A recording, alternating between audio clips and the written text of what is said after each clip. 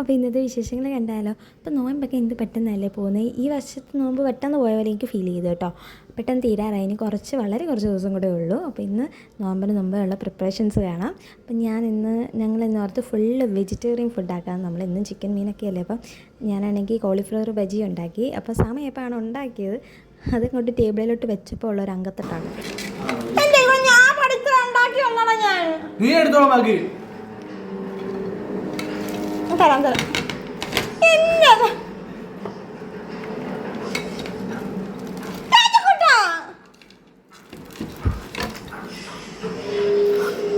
മൊത്തം എടുത്തു. ഞാൻ കണ്ണ് തെറ്റി ചിലപ്പോൾ മൊത്തം എടുക്കേണ്ടി കഴിഞ്ഞിട്ട് കായ്ക്കുന്ന ടച്ചെങ്കിലും കിട്ടി.